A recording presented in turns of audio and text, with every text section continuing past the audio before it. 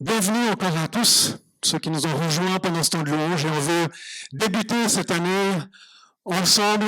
On l'a débuté il y a 7 jours, le 31, on continue, et vraiment, notre cœur à tous, c'est de pouvoir suivre Jésus dans cette nouvelle année. C'est de pouvoir le suivre encore davantage que peut-être ce à quoi nous sommes arrivés dans l'année précédente. Mais notre espérance est toujours placée en Jésus-Christ. Et nous voulons vraiment suivre Christ. Et c'est notre désir, notre but. Au tournant de l'année, nous avons pris ce texte dans Acte 1 qui parle et qui dit « Vous recevrez une puissance et c'est le Saint-Esprit qui vous sera donné, afin d'être témoins à Carouge et jusqu'aux extrémités de la terre. » Et nous avons vécu des temps de prière, des temps de réflexion, d'adoration, et ça a été des moments forts et qui nous ont encouragés à passer ce cap dans la nouvelle année. Et en pensant à cette notion de puissance, je me suis dit, mais de quelle puissance est-ce qu'on parle? Alors oui, on parle de la puissance du Saint-Esprit. Et bien souvent, lorsqu'on prend ce texte, on parle de la puissance du Saint-Esprit, et cette puissance qui permet que des malades soient guéris, que des personnes soient dépossédées de leur possession démoniaque, que des miracles se passent. Et c'est juste. Puis en même temps, je me disais que la puissance qui est donnée par le Saint-Esprit est encore bien plus large que ça. Et j'avais envie de parler de la puissance de l'amour. Quand on regarde Jésus dans l'Évangile, c'est incroyable comme il aime, comme il accueille, comme il prend avec, comme il bénit et pour qui il prie. La puissance de l'amour qui renverse les montagnes. Si vous croisez aujourd'hui une personne qui vous dit assez directement, ben voilà, je me suis marié 4 fois, divorcé 4 fois, maintenant je vis avec quelqu'un d'autre, au fond, vous allez penser quoi? Et on voit Jésus dans l'évangile de Jean, au chapitre 4, qui rencontre une telle personne et qui l'invite à entrer dans une relation avec Dieu son Père. Et il invite cette femme à se tourner vers Jésus. Il ne la juge pas, mais il l'aime. Et ensuite, en l'aimant et en l'attirant vers Jésus, ben, elle va comprendre le chemin qui est de Dieu. Ou je pense à cette autre histoire au début de l'évangile de Matthieu, où tout à coup un lépreux arrive vers Jésus, et puis Jésus ne dit pas « Ah, mettez les masques et partez ». Un lépreux, à l'époque, il devait rester caché. Il y avait une séparation entre les lépreux et les non-lépreux. Non, cet homme arrive et il s'adresse à Jésus et Jésus l'écoute. Et lui dit « Qu'est-ce que tu veux ?» Si c'est pas de l'amour. Alors que tous les gens autour de Jésus auraient dit « Non, mais il faut surtout pas s'approcher. Il faut surtout qu'il s'éloigne pour mettre de la distance. » Jésus laisse l'ouverture. Le lépreux lui dit « Si tu le veux, tu peux me rendre pur. » Et Jésus le touche. Et ensuite, il lui dit « Sois pur » et cet homme est guéri. Donc il y a cette puissance de l'amour qui se manifeste, et c'est comme si cette puissance de l'amour qu'elle a, elle donne la place pour que la puissance de guérison se manifeste aussi.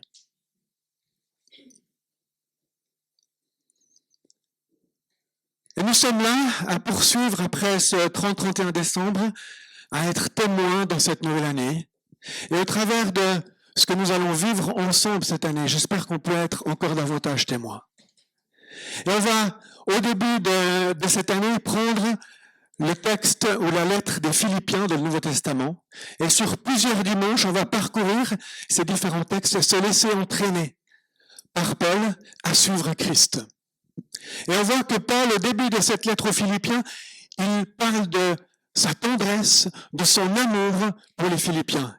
Et c'est assez incroyable. Il aime cette église qu'il a implantée, qu'il a connue, avec qui il garde un lien fort. Et cet amour n'est pas un vain mot, cet amour de Christ, de Dieu pour lui, n'est pas un vain mot. Il manifeste de l'amour pour les Philippiens.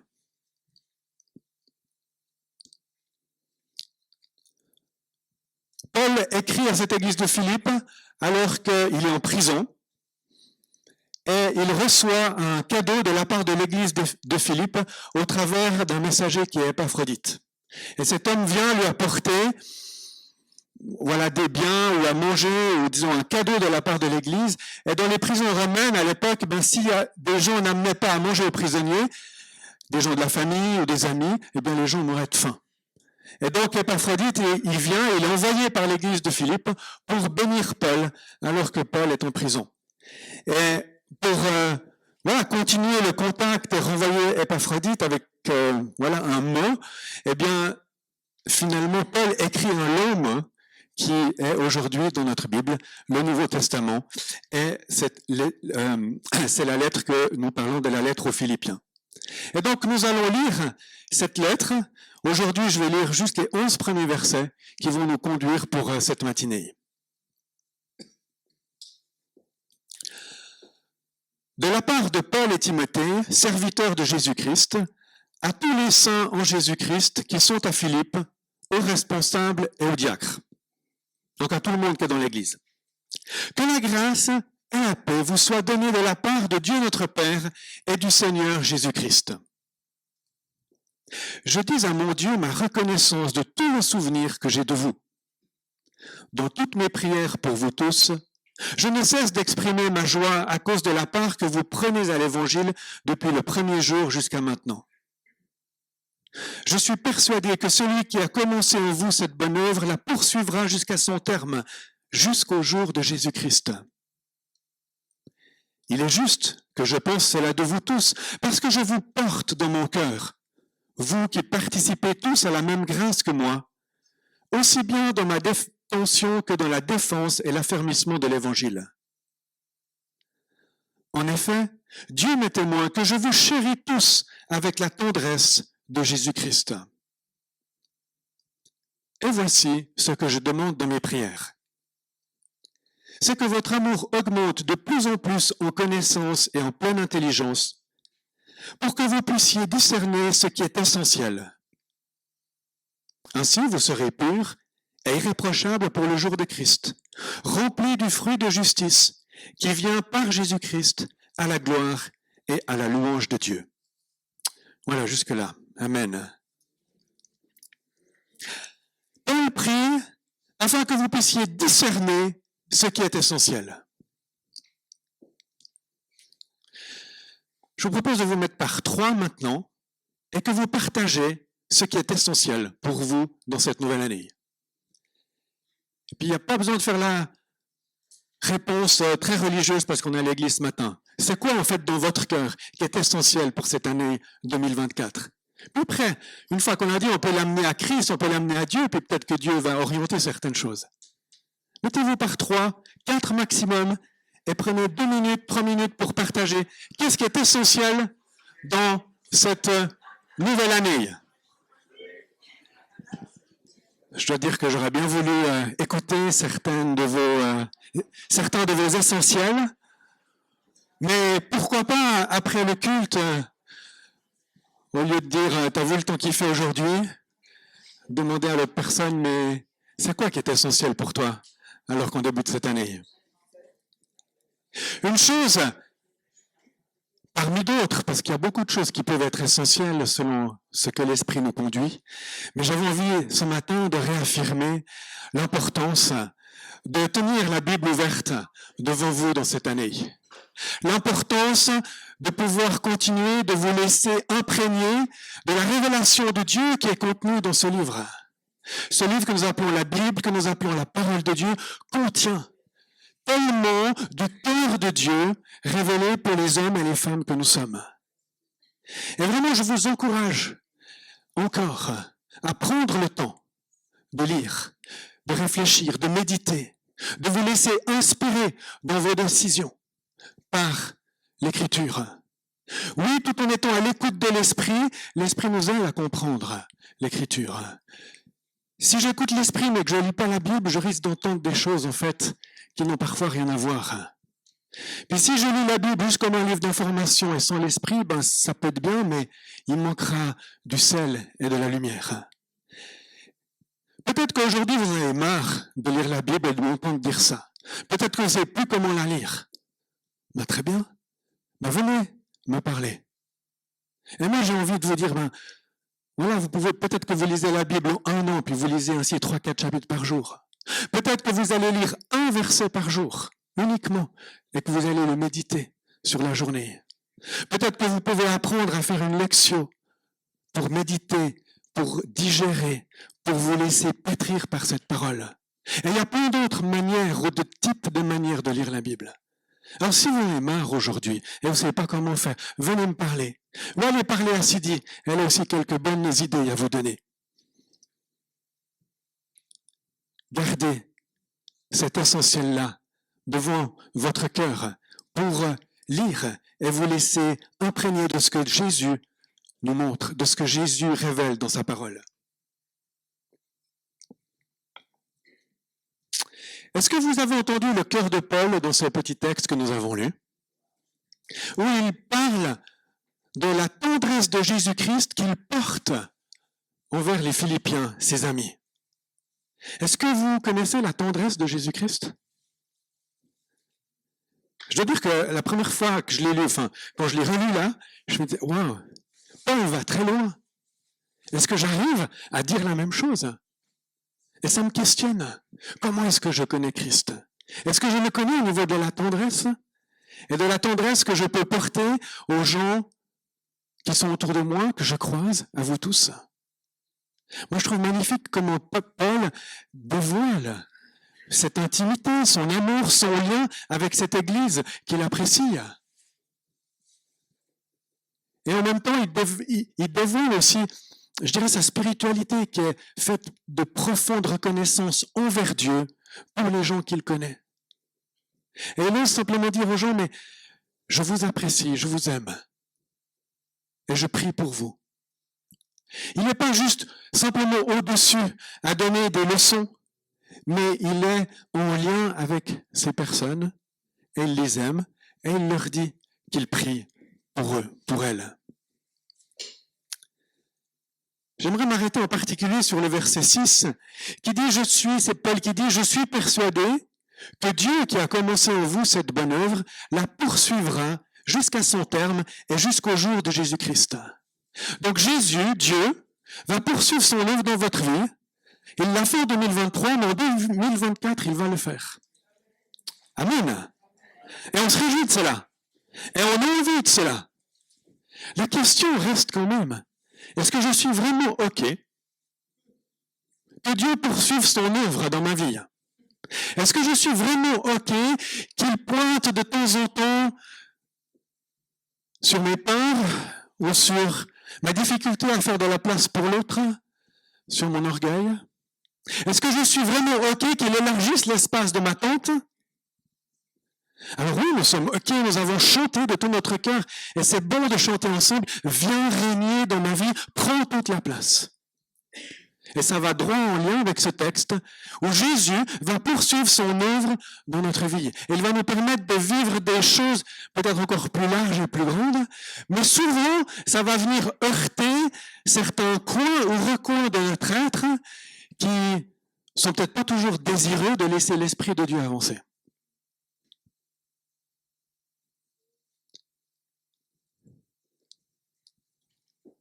Est-ce que nous désirons réellement que Jésus poursuive son œuvre? Et en même temps, le texte dit, celui qui a commencé en vous cette bonne œuvre, la poursuivra jusqu'à son terme. Donc, Dieu va la poursuivre. Peut-être parfois malgré nous. Mais si on se met encore plus, si on s'aligne avec lui, ça va être un peu plus facile. Je me souviens au début de l'année 2022, ma femme et moi, on avait cette envie de continuer avec Christ, comme chaque année.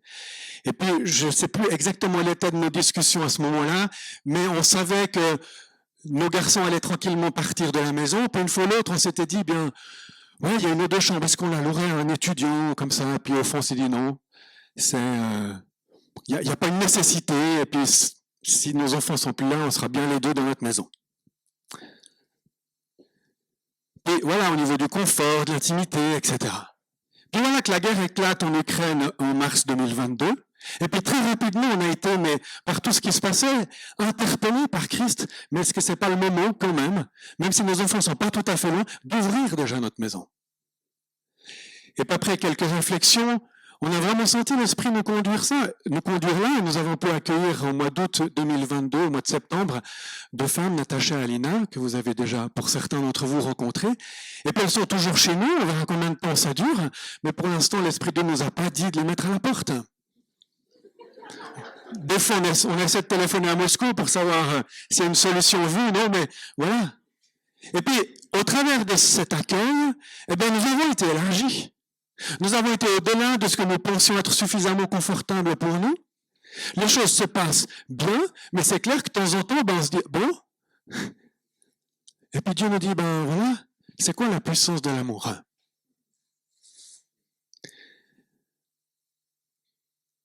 Alors c'est facile de vous dire un exemple où ça a bien fonctionné, il y en a d'autres où peut-être on n'est pas toujours aussi ouvert à ce que l'Esprit travaille en nous. Rassurez-vous, on fait notre chemin aussi. Mais Dieu poursuit son œuvre et va le poursuivre en 2024. Et c'est pour ça que je vous dis, laissez Dieu vous challenger, vous défier dans des endroits justement là où vous n'avez pas trop envie peut-être d'écouter Dieu. Mais c'est de cette manière-là qu'il va parfaire la personne que vous êtes en Christ. Et dans cet épître, il est dit de suivre Christ jusqu'à se dépouiller totalement comme Christ l'a vécu. Et on en parlera bien sûr dans les semaines qui viennent. Il va poursuivre son œuvre jusqu'à son terme, jusqu'au jour de Jésus-Christ. Donc c'est jusqu'au retour de Jésus-Christ. Donc Dieu ne va pas se lasser avec nous, même si parfois on traîne un peu les pieds, il va poursuivre son œuvre. C'est la bonne nouvelle de 2024. Et si Jésus revient en 2024, il va la poursuivre jusqu'à son retour. Puis s'il revient en 2030, 40, 50, je ne sais pas, il va poursuivre cela. Et si on meurt avant, il poursuivra son œuvre jusqu'à ce qu'on meure. Et on se réjouit que Jésus revienne. Parce que Dieu va poursuivre son œuvre jusqu'à ce qu'il revienne. Prions que Jésus revienne. Prions pour que le retour de Jésus soit plus près encore.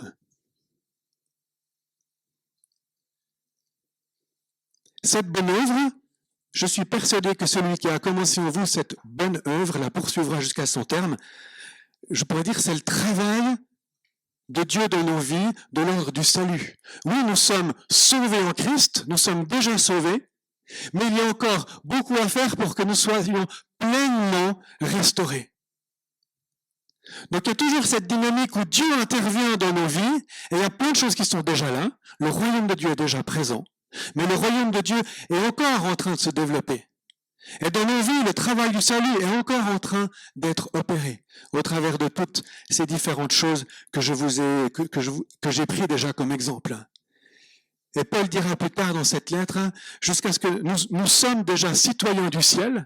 Donc c'est extraordinaire qu'il dise ça. C'est comme si on a déjà une partie de nous dans le ciel, c'est-à-dire dans la présence de Dieu. Nous sommes citoyens du ciel. Et en même temps, nous vivons dans le présent, encore à attendre ce retour et à être des petits Christ, des chrétiens, dans la vie de tous les jours.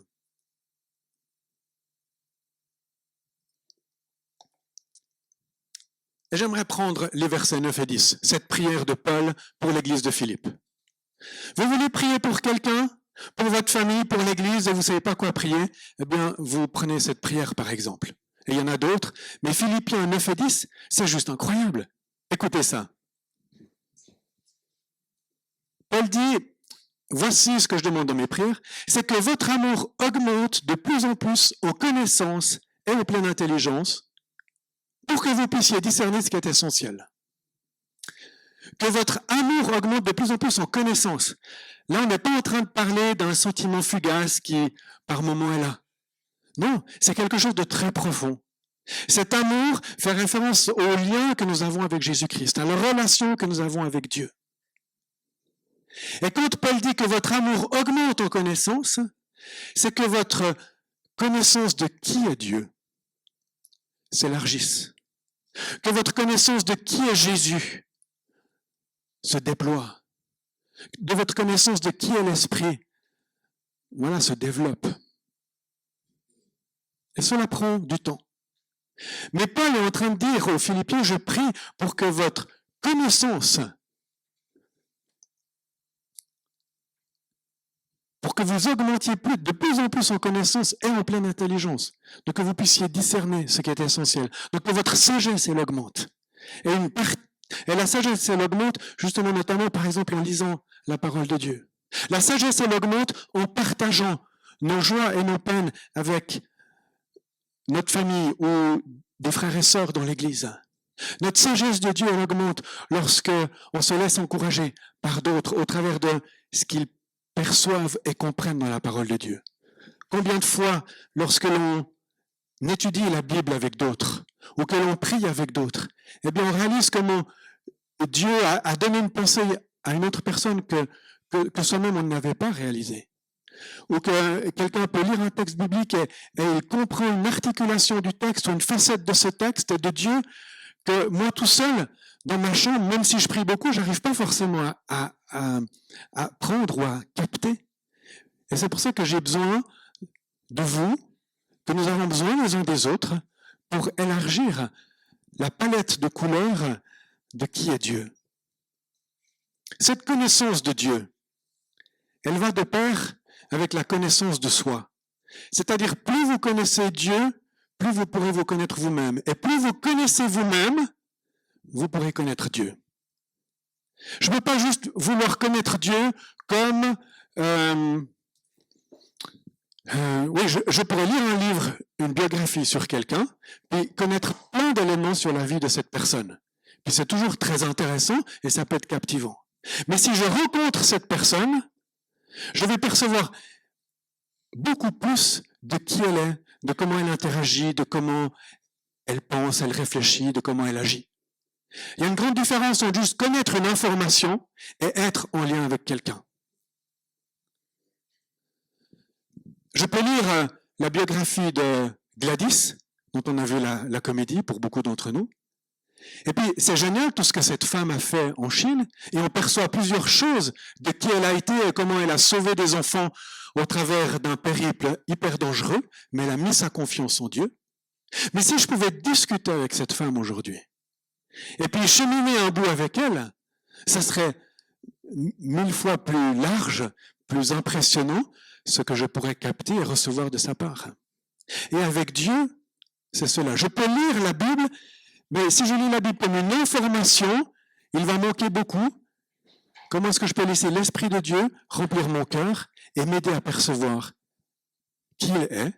Et lorsque je laisse l'Esprit de Dieu illuminer mon cœur, eh bien, ça veut dire que je découvre en moi des choses qui ont besoin d'être transformées. Et si je refuse cette connaissance sur moi-même qui n'est pas toujours très belle, eh bien, je vais passer à côté souvent de qui est Dieu, de sa grâce et de son amour. Parfois, nous avons des choix à faire. Et notamment, des fois, au début de la vie, quelle formation je vais faire? Et c'est pas toujours simple de choisir.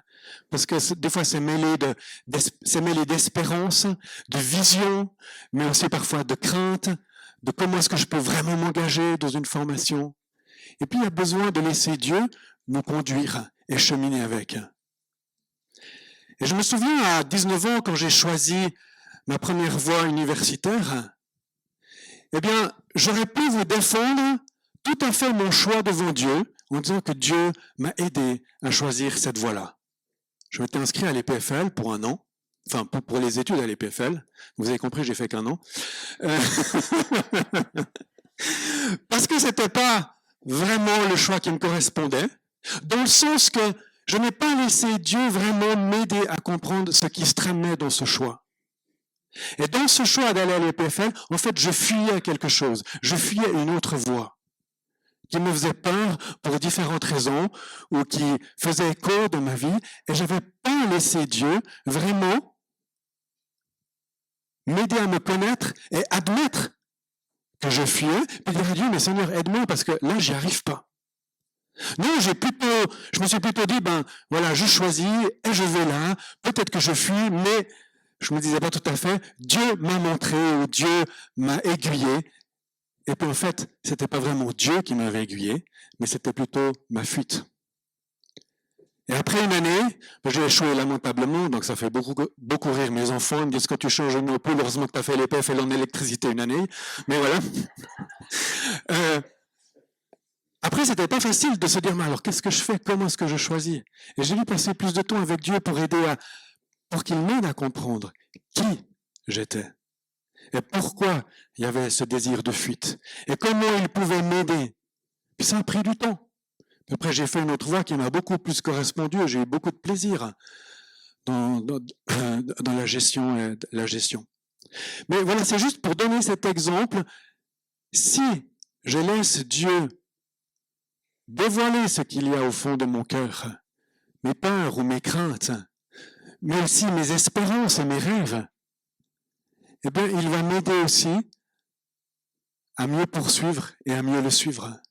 Et lorsque je réalise qui je suis, je mesure peut-être d'autant mieux parfois sa grâce, ou son amour, ou son pardon, ou l'immense réserve de bienveillance qu'il tient en compte pour moi, pour nous.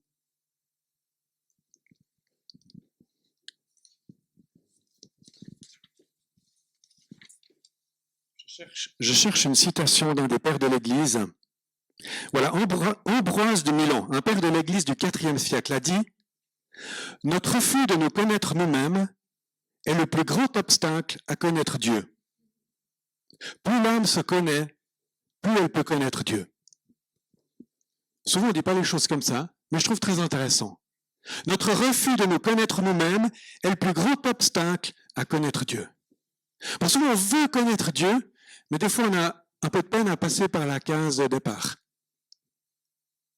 qui est souvent notre cœur.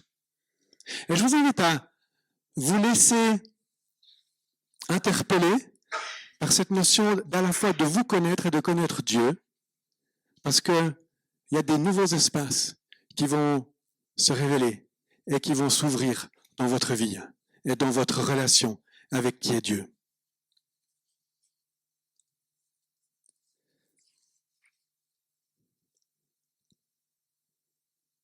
Et tout cela, afin de discerner ce qui est essentiel. Ah ben voilà, on y arrive.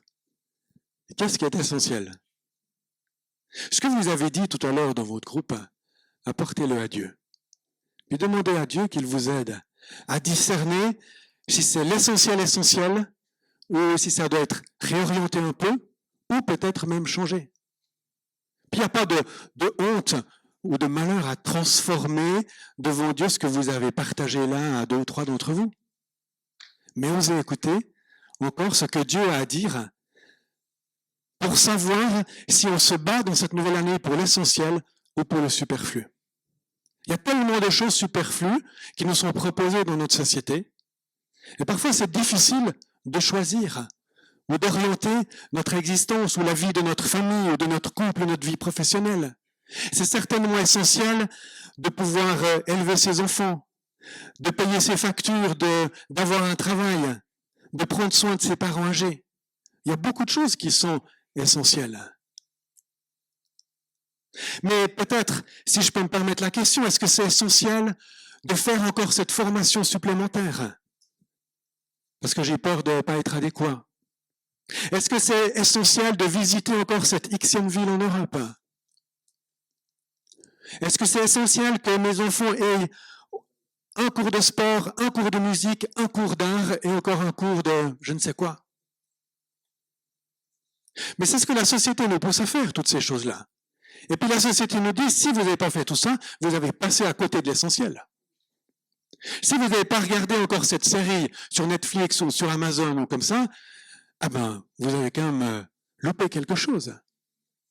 Alors, en soi, il n'y a aucune de ces choses qui est mauvaise, mais si toutes ces choses remplissent notre vie, on risque quand même de passer à côté de l'essentiel, malgré ce que le discours ambiant, ce que les médias, ce que les réseaux sociaux nous transmettent. Et c'est pour ça que c'est important que l'on prie les uns pour les autres pour discerner ce qui est essentiel. Parce que Paul dit, ainsi, vous serez purs et irréprochables pour le jour de Christ. Puis Jean peut crocher là-dessus. Je me dis, mais ça veut dire quoi? Est-ce que je vais arriver à être pur et irréprochable pour le jour de Christ? Et Paul a cette confiance pour les Philippiens. Ce pur et cet irréprochable, c'est en lien avec nos relations. Ou pur avec nos motivations. Et irréprochable, le mot est en lien avec le fait de ne pas offenser quelqu'un ou de ne pas créer une pierre d'achoppement. Donc c'est dans mon lien aux autres, être irréprochable. J'aimerais bien l'être, mais j'arrive des fois quelques heures.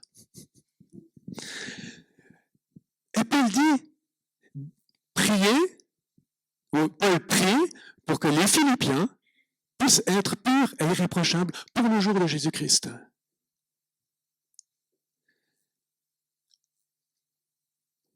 Donc je pense qu'on a besoin de la prière des uns et des autres. Paul priait pour les Philippiens, mais effectivement les Philippiens priaient pour Paul, qui est en prison, afin qu'il tienne le coup en prison. Et non seulement il prie, mais il envoie un messager avec des biens, de quoi pouvoir vivre. Et je sais que nous voulons discerner ce qui est essentiel, mais nous avons besoin les uns des autres. Dans les groupes de maison, ou dans les groupes informels, lorsque vous vous rencontrez comme ça, encouragez-nous à distinguer ou discerner ce qui est essentiel, à ne pas nous laisser réduire ou encombrer par les soucis du monde, à ne pas se reposer sur les acquis, mais à rester ouvert à ce que l'Esprit de Dieu veut faire en 2024. Suivre Jésus, c'est le titre pour cette série. Et ça veut dire beaucoup de choses. Et on va le décliner au travers des Philippiens. Suivre Jésus, mais on n'est pas seul. C'est important de le suivre avec d'autres. C'est important de le suivre, lui, de se tourner vers lui. On a cette relation personnelle avec Dieu. C'est important de la partager.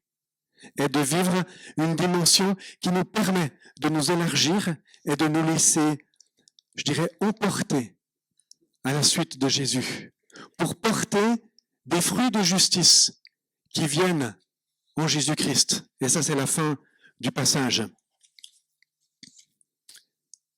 Et peut-être ce que je dirais, rempli du fruit de justice, c'est manifesté par la manière dont nous vivons comme Christ dans la vie.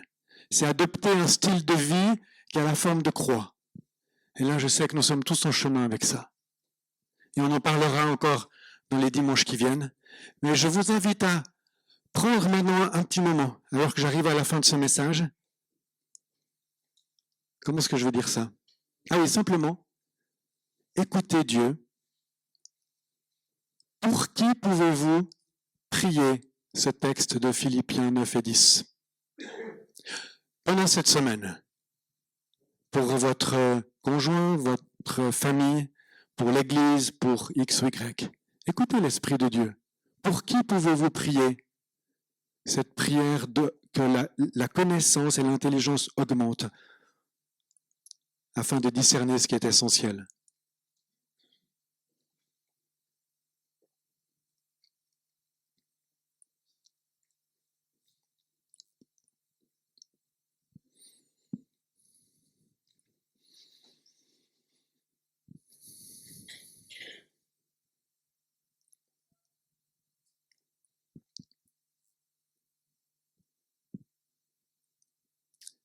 Et maintenant, pour terminer ce temps, je vous invite à vous lever. Et si vous le pouvez, levez les bras comme un signe de soumission à Dieu, un peu comme on l'a déjà chanté, et de demande à Dieu qu'il nous remplisse, qu'il vous remplisse de l'Esprit Saint pour suivre Jésus-Christ. Nous sommes déjà touchés et remplis de l'Esprit, mais je crois que Dieu va encore déverser en ce début d'année. Alors, prions ensemble et priez et exprimez à Dieu votre besoin d'être rempli de son esprit.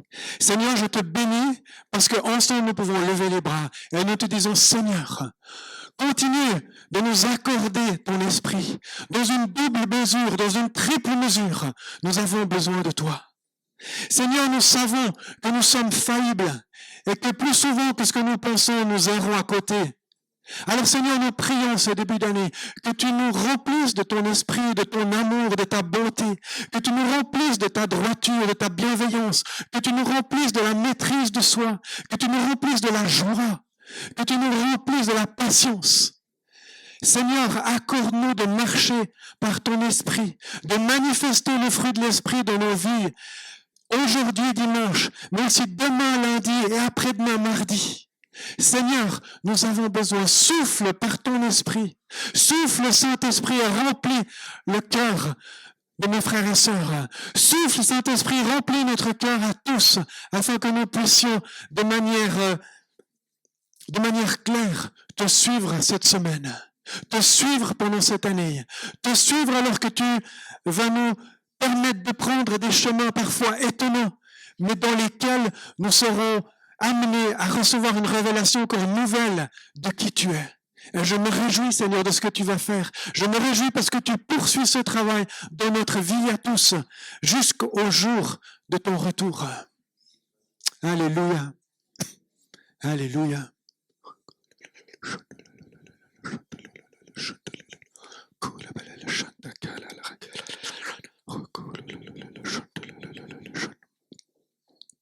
Alléluia. J'aimerais prier, vous pouvez baisser les bras, j'aimerais prier encore spécifiquement, je crois, pour ceux qui, pour une raison ou une autre, et peu importe la raison, vous avez peur de cette nouvelle année. Est-ce que s'il y en a qui ont peur de cette nouvelle année, je vous invite à lever la main. Et j'aimerais simplement prier pour vous.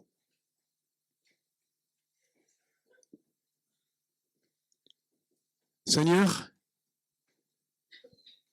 merci parce que tu aimes chacun et chacune. Merci Seigneur parce que tu es présent juste à côté de ceux qui ont levé la main.